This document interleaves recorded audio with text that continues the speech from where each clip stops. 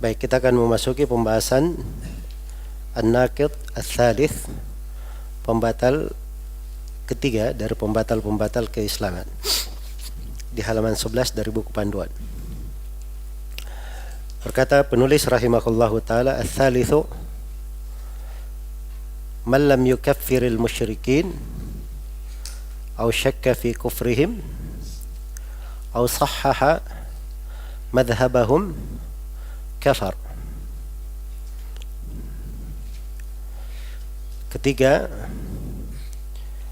Ketiga, siapa saja yang tidak mengafirkan kaum musyrikin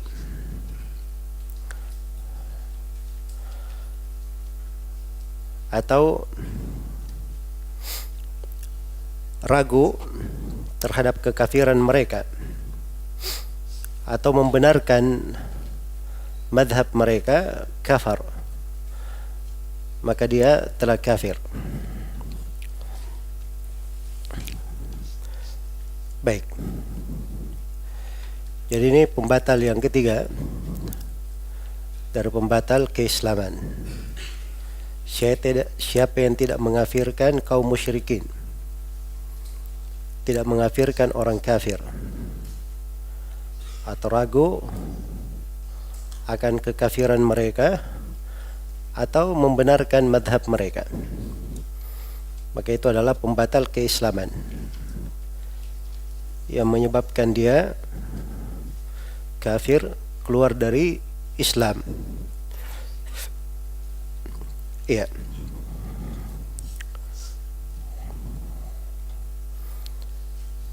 Ada perbedaannya antara al-kufur dan asy-syirk, antara kekafiran dan kesyirikan.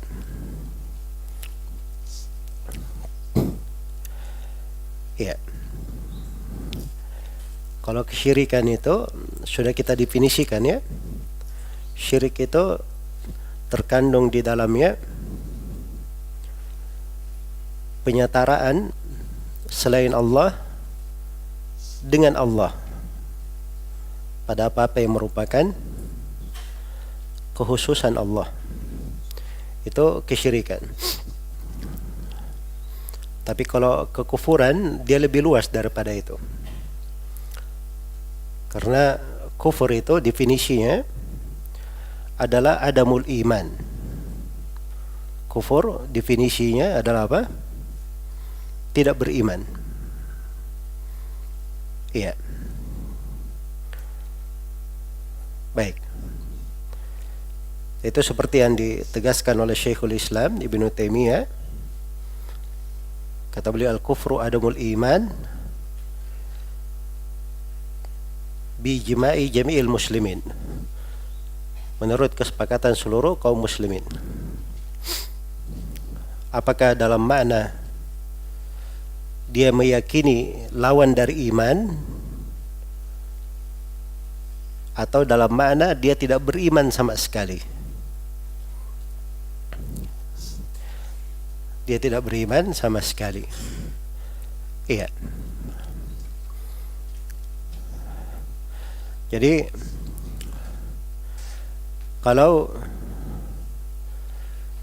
dia mencela Allah dan Rasulnya, itu disebut kekafiran, tapi tidak disebut kesyirikan. Tidak disebut kesyirikan, disebut kekafiran. Jelas ya? Kalau dia sujud kepada patung, ini disebut apa? Disebut kesyirikan. Iya. Kalau dia mengolok-olok, mencela seorang nabi, ini disebut apa? Disebut kekafiran, sebab tidak ada bentuk mempersekutukan Allah di dalamnya, tapi ini kekafiran. Jelas ya? Setiap kesyirikan itu pasti kekafiran, tapi tidak setiap kekafiran itu dihitung sebagai apa? Kesyirikan. Jadi kesyirikan itu, kekafiran itu, dia cakupannya lebih apa? Lebih luas. Saya poinkan di sini ada 3 pembahasan. Pembahasan yang pertama, naqidul Islam fi adami takfiril musyrikina aw syak fi takfirihim aw tashihi madhhabihim. Pembatal keislaman pada tidak mengafirkan kaum musyrikin, ragu terhadap kekafiran mereka, atau membenarkan madhab mereka. Iya, membenarkan madhab mereka. Baik. Kekafiran yang disepakati itu kadang ada yang terkait dengan a'yan, person tertentu. Seperti kafirnya iblis, kafirnya Fir'aun. Jelas ya? Jadi kafirnya iblis, kafirnya Fir'aun, ini dari hal yang disepakati. Siapa yang tidak mengafirkan iblis atau Fir'aun, ragu akan kekafiran keduanya, atau membenarkan jalan mereka berdua, maka ini hukumnya apa? Hukumnya kafir. Jelas ya? Karena ini dari perkara yang jelas di dalam agama, ya, dan hal yang disepakati. Baik. Karena itu tidak ada yang boleh meragukan akan kekafiran iblis. Iblis itu telah disebut dengan sifat kekafiran di berbagai tempat. Sebagian Fir'aun, tidak boleh ada yang ragu akan kekafiran Fir'aun. Iya.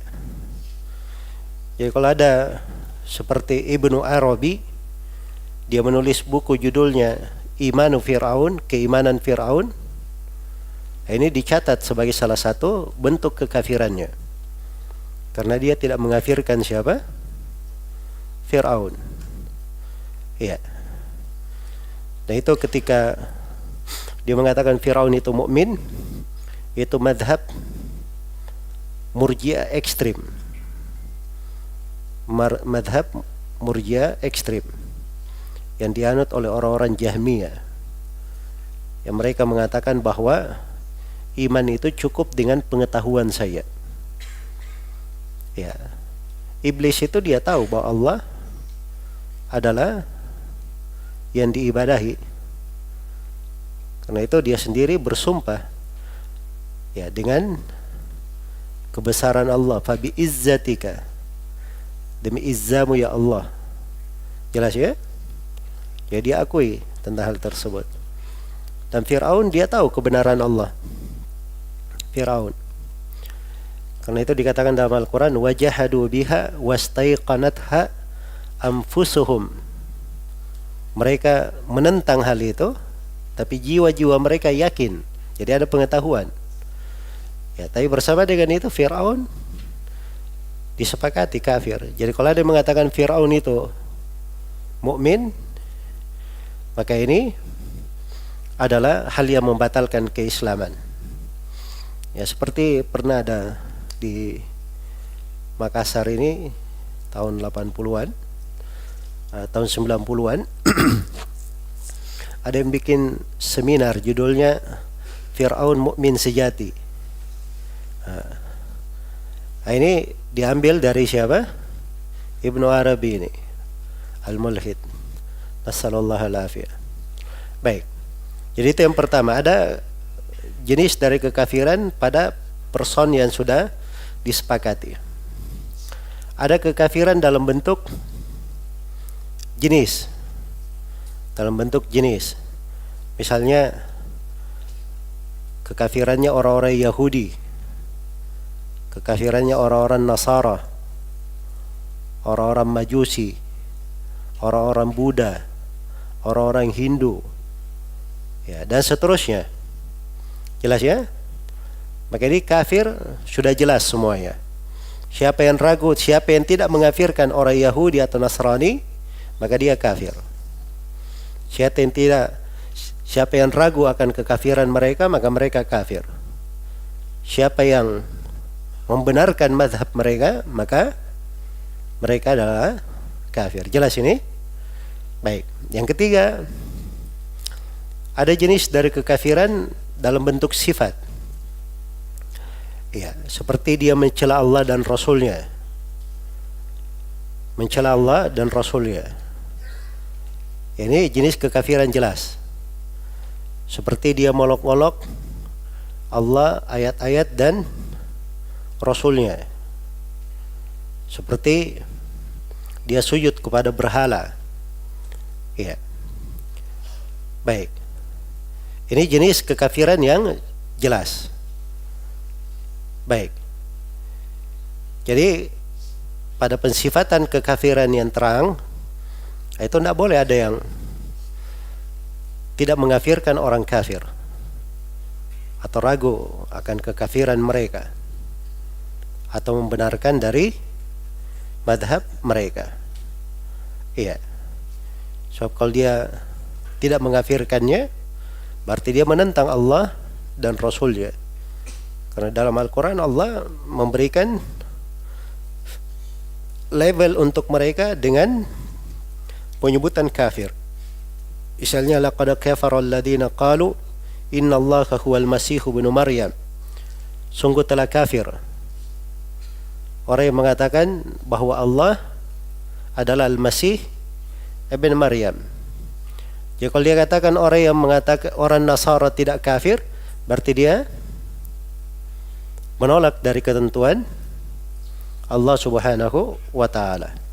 Jelas ya? Baik. Jadi ini ukuran siapa yang dikatakan dia itu kafir. Iya, apa yang dimaksud dengan pembatal keislaman di sini itu pada 3 ketentuan yang saya sebutkan tadi. Jelas ya? Nah, di sini ada sebagian orang yang keliru di dalam penerapan. Keliru di dalam penerapan. Misalnya, apa hukum orang yang meninggalkan sholat? Orang yang meninggalkan sholat itu ada 2 pendapat. Kalau pendapat mayoritas sahabat, bahkan dinukil kesepakatan oleh Abdullah bin Syaqiq rahimahullahu ta'ala, ya, bahwa orang yang meninggalkan sholat itu kafir, keluar dari Islam. Kalau dia meninggalkan sholat walaupun dia malas. Jelas ya? Dan ini yang ditunjukkan oleh dalil-dalil. Ditunjukkan oleh dalil-dalil. Ya. Misalnya firman Allah Subhanahu wa taala, "Fa in tabu wa aqamus salata wa atawuz zakata fa ikhwanukum fid din." Kalau mereka bertobat, menegakkan salat dan mengeluarkan zakat, maka mereka saudara kalian dalam agama. Artinya kalau tidak salat bukan saudara. Di ayat yang lain, fakhallu sabilahum, biarkan jalan mereka. Artinya kalau dia tidak salat, tidak boleh dibiarkan jalannya, harus diperangi, sebab dia dianggap kafir. Contoh dalil lain, penduduk neraka ketika ditanya, ma salakakum fi saqar, kenapa kalian berada di dalam neraka yang menyala-nyala? Maka mereka berkata, qalu lam naku minal musallin. Mereka berkata, kami orang yang tidak pernah sholat. Jadi dosanya yang paling pertama dia sebut apa? Tidak pernah sholat. Dan di antara dalil hadits Jabir riwayat Muslim, al-ahad alladhi bainana wa bainahum as-salah, atau bainal Islam wal kufur as-salah. Ya.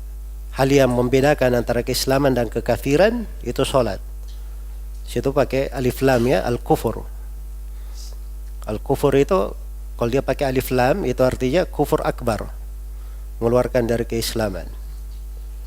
Adalah sholat. Di riwayat At-Tirmidzi lebih tegas lagi, faman tarakaha faqad kafar. Siapa yang meninggalkan sholat itu maka dia telah kafir. Jelas ya? Baik. Kata Abdullah bin Syaqiq rahimahullahu taala, lam yakunu yarawna syai'an minal a'mali tarkuhu kufrun illa shalah. Mereka tidak melihat ada amalan yang kalau ditinggalkan amalan ini menjadikan seorang itu kafir kecuali salat. Iya, Abdullah bin Syaqiq ini tabi'in. Jadi dia sebutkan dari sahabat dan para tabi'in, tidak ada yang memandang ada amalan yang mengeluarkan dari keislaman kecuali apa? Salat. Baik. Ini salah satu pendapat, walaupun banyak dari ulama belakangan di berbagai madhab mereka memandang bahwa meninggalkan salat tidak apa? Tidak mengeluarkan dari keislaman. Baik. Jadi sekarang kita yakini pendapat yang paling kuat, orang yang meninggalkan salat hukumnya apa? Kafir, keluar dari Islam. Bisa diterapkan kaidah ini? Jadi kalau ada misalnya orang yang tidak mengkafirkan orang yang salat, orang yang tidak salat, atau ragu akan kekafirannya, atau membenarkan mazhabnya, dikatakan kafir? Hah? Nah, ini salah penerapan namanya. Jelas ya? Nah, ini bukan masalah yang seperti ini yang dimaksudkan oleh siapa? Oleh penulis. Jelas ya? Iya. Karena pembahasan-pembahasan perkara yang mengkafirkan itu perkara-perkara dibangun di atas kesepakatan. Bukan hal-hal yang ada silam pendapat di dalamnya. Jelas ya? Jadi tidak boleh seorang mengatakan ini si fulan kafir. Kenapa? Karena dia tidak mengkafirkan orang yang meninggalkan sholat. Loh, kenapa? Apa dalilnya? Karena orang yang meninggalkan sholat ini kafir, sedangkan kaidahnya siapa yang tidak mengkafirkan orang kafir berarti dia kafir. Nah, ini ngeri ya kalau pemahamannya seperti itu. Ya. Baik. Itu pemahaman orang-orang Khawarij. Iya. Banyak masuk di dalam hal ini. Bukan dalam masalah sholat saja, masalah-masalah lainnya juga seperti itu caranya. Jelas ya? Iya. Baik. Pemerintah kafir. Kenapa kafir? Karena tidak berhukum dengan hukum Allah. Ya. Terus menteri-menterinya juga kafir. Kenapa? Sebab dia menjadi menteri orang yang tidak berhukum dengan hukum Allah.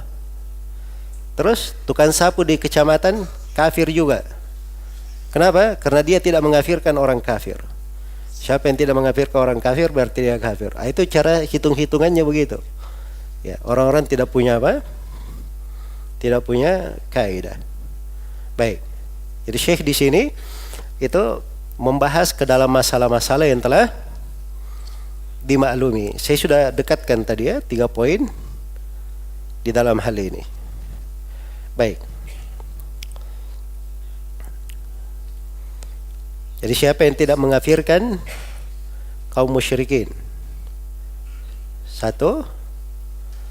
Ya. Yang kedua, au syakka fi kufrihim, atau ragu di dalam kekafiran mereka. Ya. Dalam keyakinan itu tidak ada keraguan. Tidak boleh ada keraguan. Iya. Dan ini jenis dari kekafiran. Jenis dari kekafiran kufur fi syak wa taraddud namanya. Kekafiran dalam syak, keraguan, kebimbangan. Nah, hal yang seperti ini tidak boleh seorang itu ragu.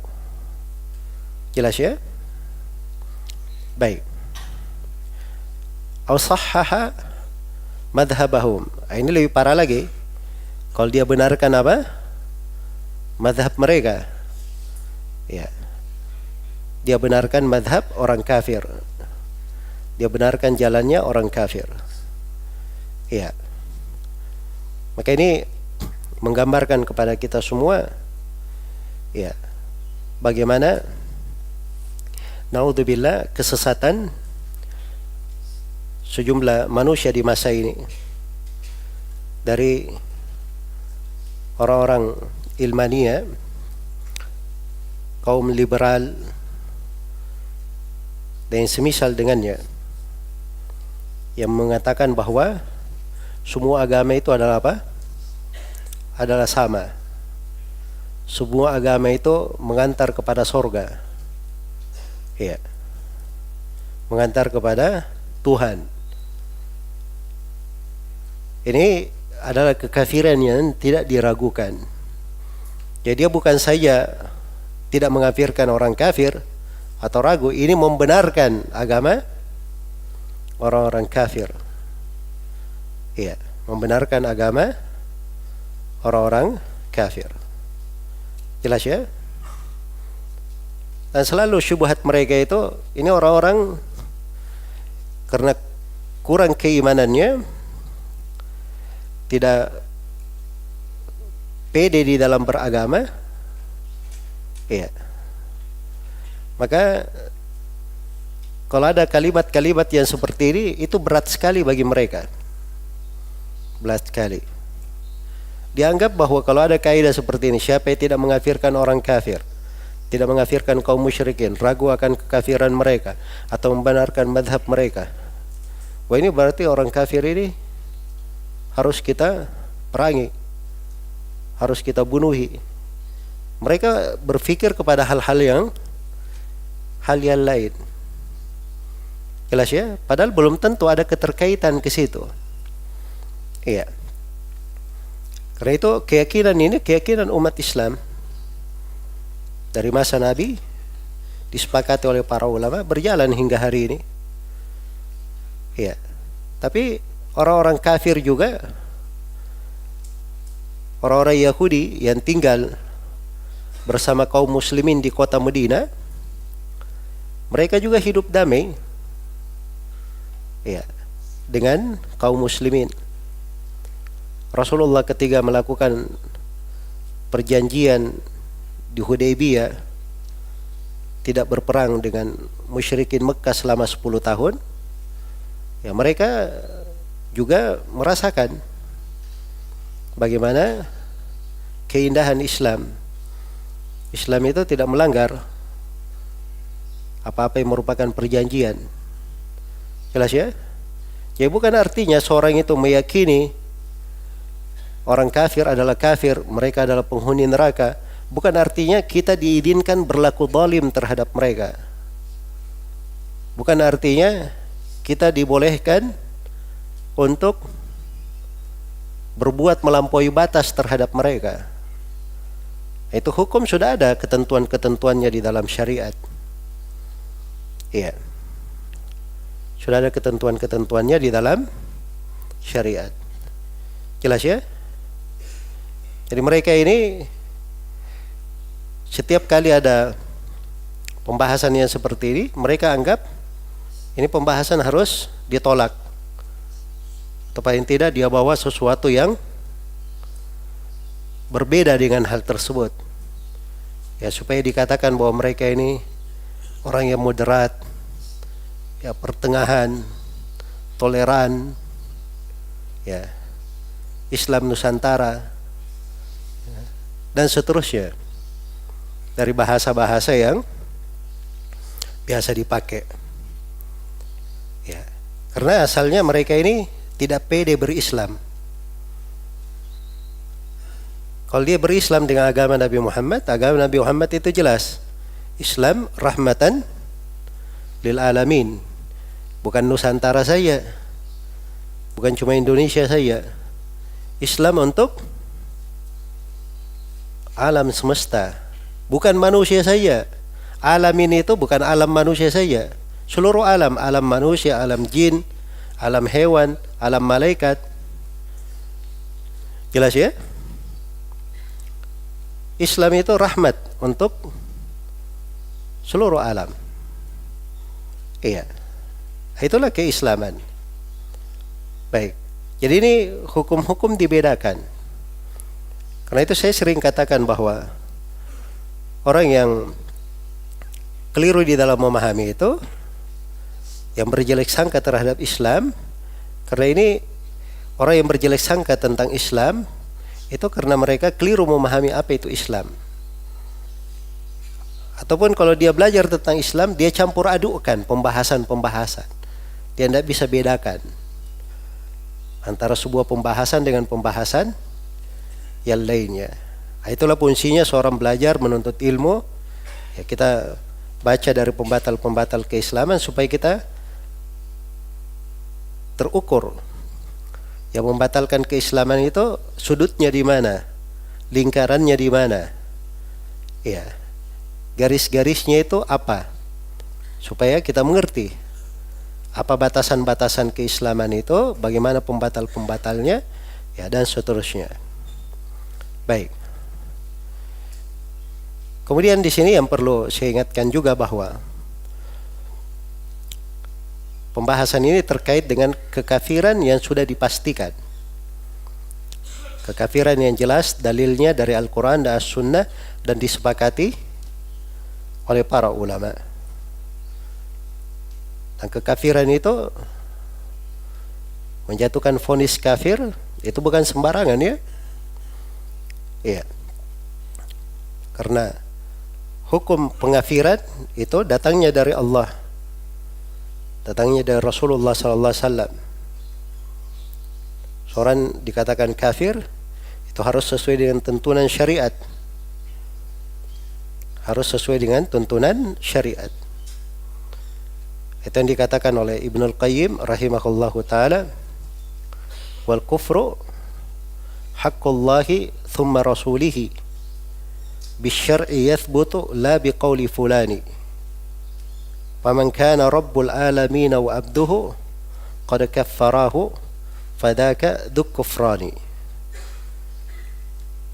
Kekafiran itu adalah hak Allah, kemudian hak Rasulnya. Dengan syariat dia tetap, bukan dengan ucapan si fulan. Ya. Siapa yang Allah Rabbul Alamin mengafirkannya, juga hambanya yaitu Nabi Muhammad sallallahu alaihi wasallam mengafirkannya, maka itulah yang dikatakan dzuk kufrani, orang yang telah kafir. Baik. Jadi ini bukan pembahasan seenaknya saja menyatukan vonis ini kafir dan seterusnya. Tapi ini semuanya dengan ukuran-ukuran dan ketentuan-ketentuan. Iya. Baik. Kemudian yang kedua dikatakan di sini i'tiqadul muslimina tijahal kuffar. Keyakinan kaum muslimin terhadap orang-orang kafir. Iya. Ini pembatal keislaman yang kedua ini, siapa yang tidak mengafirkan kaum musyrikin atau ragu akan kekafiran mereka atau membenarkan madhab mereka, maka mereka adalah kafir. Ini bentuk dari keyakinan terhadap orang kafir. Ya, terhadap orang kafir itu ada hal yang mesti kita yakini.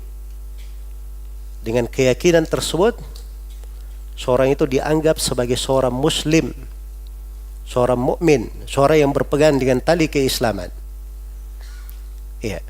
Karena Allah berfirman, "Faman yakfur bit-taghuti wa yu'min billahi faqad istamsaka bil urwatil wuthqa."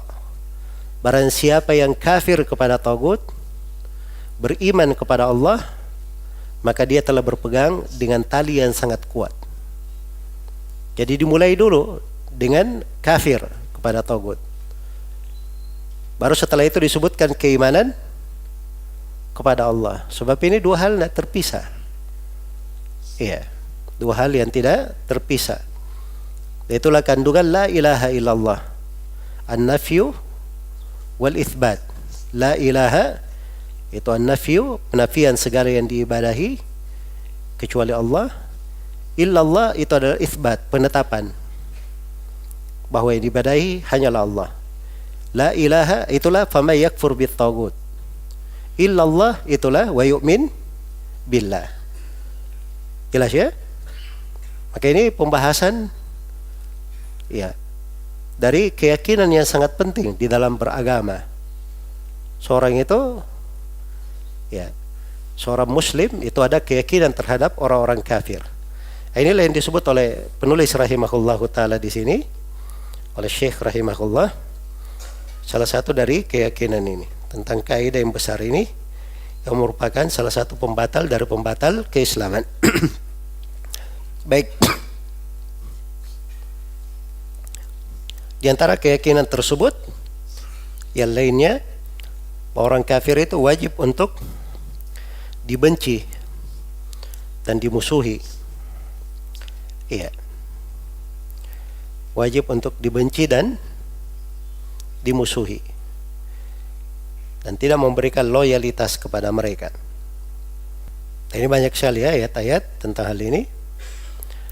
Ya ayyuhalladzina amanu la tattakhidhu aduwwi wa aduwwakum awliya'a tulquna ilaihim bil mawaddah.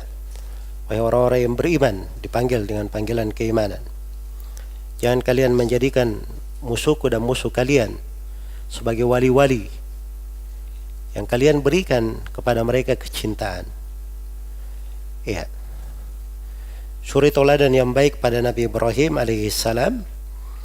Qad kanat lakum uswatun hasanatun fi Ibrahim walladzina ma'ah id qalu liqaumihim inna bura'a'u minkum wa mimma ta'buduna min dunillah kafarna bikum wa bada bainana wa bainakum al-adawatu wal baghdha'u abadan hatta tu'minu billahi wahda. Telah ada untuk kalian suri teladan yang baik pada Nabi Ibrahim dan orang-orang yang bersamanya. Orang-orang bersamanya ini pengikut Nabi Ibrahim, dan kita umat Islam juga termasuk pengikut Nabi Ibrahim. Ketika Nabi Ibrahim berkata kepada kaumnya, sungguhnya kami berlepas diri dari kalian. Kami kafir terhadap kalian. Telah tampak dari kita permusuhan dan kebencian selama-lamanya sampai kalian beriman kepada Allah Subhanahu wa ta'ala. Jelas ya? Baik. Jadi ini hukum di dalam agama. Ya, ketentuan dalam agama. Jadi miskin orang-orang yang mengatakan itu. Ya, orang kafir itu ya biarkan saja mereka di atas kafirannya. Ya. Ini akidah al-wala wal bara ini membuat orang ekstrim. Ya. Saya sudah terangkan ya, itu ucapan orang mencampur adukkan pembahasan agama. Jadi kebencian kepada orang kafir, memusuhi mereka, itu tidak mengharuskan kita berlaku zalim terhadap mereka. Ya, nanti saya akan terangkan juga beberapa hal yang dibolehkan terhadap orang kafir. Jelas ya? Beberapa hal yang dibolehkan. Tapi yang menjadi masalah, ya, ketika keyakinan ini berubah, akhirnya mereka membela kekufuran, ya, menggampangkan dari kekafiran. Nah, inilah yang muncul dari sebagian orang. Baik, dan banyak lagi dalil ya terkait dengan hal ini. Baik, dari hukum yang konsekuensi dari keyakinan kaum muslimin terhadap orang-orang kafir. Orang-orang kafir itu musyrik atau kafir, kalau dia meninggal itu tidak boleh diurus jenazahnya. Iya, tidak boleh diurus jenazahnya, tidak dimandikan, tidak dikafani, ya, tidak dihadiri penguburannya, tidak dikuburkan di kuburan kaum muslimin. Itu konsekuensi dari keyakinan ini. Demikian pula yang keempat, seorang muslim tidak boleh mewarisi orang kafir, dan kafir tidak boleh mewarisi seorang muslim. Ya, juga dari ketentuan bahwa seorang kafir itu tidak boleh menikahi perempuan muslimah. Orang kafir tidak boleh menikahi perempuan muslimah. Juga dari ketentuan bahwa seorang muslim kalau dia berada di negeri kafir, dia wajib untuk berhijrah, meninggalkan negeri kafir itu. wajib untuk berhijrah meninggalkan negeri kafir. Itu bagian dari keislaman. Jadi itu beberapa hukum ya yang terkait dengan orang-orang kafir. Ada hal yang lain saya tutup dengan konsekuensi lainnya, bahwa dari pengaruh keyakinan ini tidak boleh kita bertasyabbuh menyerupai orang-orang kafir. Tasyabbuh dengan mereka. Iya. Tasyabbuh secara zahir maupun secara batin. Menyerupai dalam bentuk zahir, adat istiadat, kebiasaan, pakaian, itu dilarang ya. Karena menyerupai orang kafir secara zahir itu bisa membawa kepada menyerupai mereka secara batin. Ya, karena itu ditutup pintu ini di dalam agama. Rasulullah sallallahu alaihi wasallam bersabda, "Man tashabbaha biqaumin fahuwa minhum." Siapa yang tasyabbuh dengan satu kaum, maka dia termasuk dari mereka. Iya. Dan banyak ayat dalam Al-Quran di atas makna ini. Di antaranya firman Allah Subhanahu wa ta'ala, "Thumma ja'alnaka ala syari'atin minal amri fattabi'ha wa la tattabi' ahwa alladhina la ya'lamun." Kemudian kami jadikan engkau Nabi Muhammad di atas sebuah syariat dari perkara. Ikutilah syariat itu, dan jangan kalian mengikuti hawa nafsu orang-orang yang tidak mengetahui. Baik. Kemudian bersamaan dengan itu ada hal-hal yang dibolehkan bersama dengan orang-orang kafir. Di antaranya adalah hal yang disebutkan oleh Allah di dalam firman-Nya di surah Al-Mumtahanah. Ya. La yanhakumullahu 'anil ladzina lam yuqatilukum fid dini wa lam yukhrijukum min diyarikum an tabarruhum wa tuqsitu ilaihim innallaha yuhibbul muqsitin. Allah tidak melarang kalian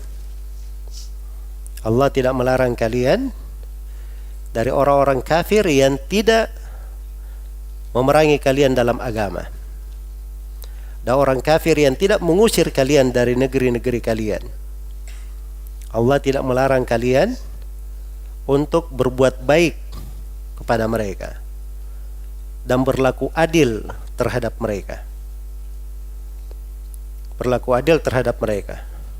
Sungguhnya Allah mencintai orang-orang yang berlaku adil. Karena itu ada di dalam syariat kita. Kalau tetangga kafir, ya, walaupun kita benci agamanya, kita benci keyakinannya, kita musuhi ya dari kesyirikan dan kekafirannya, tapi Rasulullah memberikan anjuran, "Man kana yu'minu billahi wal yawmil akhir falyukrim dhaifahu jarahu." Barang siapa yang beriman kepada Allah dan hari akhirat, maka hendaknya dia muliakan tetangganya. Kalau kafir tetangganya itu masuk di dalam cakupan hadis. Jelas ya? Dia boleh berbuat baik kepada tetangga. Iya. Ingat bahasa ayat, antabarruhum, berbuat baik. Berbuat baik itu beda dengan kata memberi loyalitas, mencintai. Itu beda. Jelas ya? Ada ular mau mati, kehausan, saya beri minum air. Saya beri minum apa? Air. Ya, ini saya memberi minum air disebut apa? Berbuat baik atau mencintai ular? Hah? Itu berbuat baik. Jadi berbuat baik itu tidak mesti apa? Mencintai. Kan begitu? Ya. Jadi berbuat baik itu bahasa ya di dalam ayat. Yang aneh bin ajaibnya, orang-orang tolol dari kalangan liberal ini ya, memakai ayat ini dalil untuk toleransi. Agama itu semuanya bagus, tidak ada masalah. Jelas ya? Mau mengajari lagi umat Islam toleransi yang benar. Ya, mereka baru lahir kemarin sore. Agama ini sudah lebih 1400 tahun. Ya, menebarkan kedamaian di tengah umat manusia. Mau mengajari umat Islam apa itu toleransi. Ya. Kalian aja tidak mengerti apa itu agama, apa itu toleransi. Jelas ya? Jadi seorang muslim kalau dia berpegang dengan agamanya, dia akan menjadi penduduk negeri yang paling berberkah, paling baik. Dia akan menjadi penduduk negeri yang paling toleransi di atas makna syariat, ya. Di atas makna syariat. Dan dia adalah orang yang paling cinta kepada negerinya. Dan itu terbukti di mana-mana.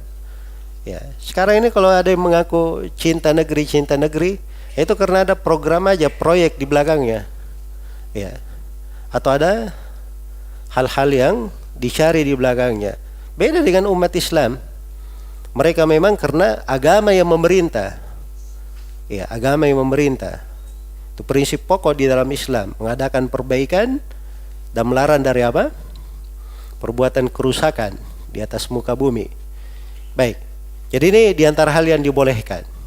Juga dibolehkan bersama orang kafir, terhadap orang kafir, adanya hubungan perniagaan, ya, jual beli, itu diperbolehkan, tidak ada masalah. Iya. Sebagaimana boleh mengambil manfaat-manfaat dari orang kafir, ya, dari hasil penelitian mereka atau dari keahlian mereka yang bermanfaat untuk kaum muslimin. Dan juga dibolehkan melakukan akad-akad perjanjian dengan orang-orang kafir pada hal-hal yang ada maslahat untuk kaum muslimin. Sebagaimana Nabi sallallahu alaihi wasallam hidup bersama orang-orang Yahudi, ya, di kota Madinah. Di kota Madinah itu ada 3 kabilah Yahudi. Ya. Mereka hidup damai dengan kaum muslimin. Tapi karena orang-orang Yahudi yang melanggar perjanjian, mereka berkhianat, itulah sebabnya mereka diperangi oleh Nabi Muhammad sallallahu alaihi wasallam dan para sahabat. Ya, Rasulullah itu tidak pernah melanggar perjanjian. Beliau hanya membalas orang yang melanggar perjanjian. Dan itu keadilan namanya. Keadilan. Jelas ya? Dan itu wajar di dalam sebuah negeri, ya. Di dalam hukum kenegaraan. Ada negeri misalnya, ya, dilakukan pengkhianatan terhadapnya, ya. Jadi kalau dia tidak membalas, itu bukan akhlak yang mulia kalau dia tidak membalas. Wah, ini Masya Allah pemaaf, ya, berlapang dada. Yang seperti ini dikatakan ini negeri yang loyo, lemah. Jelas ya? Nah, jadi kalau dia balas, itu justru hal yang merupakan kemaslahatan. Yang seperti ini, poin-poin beda pembahasannya.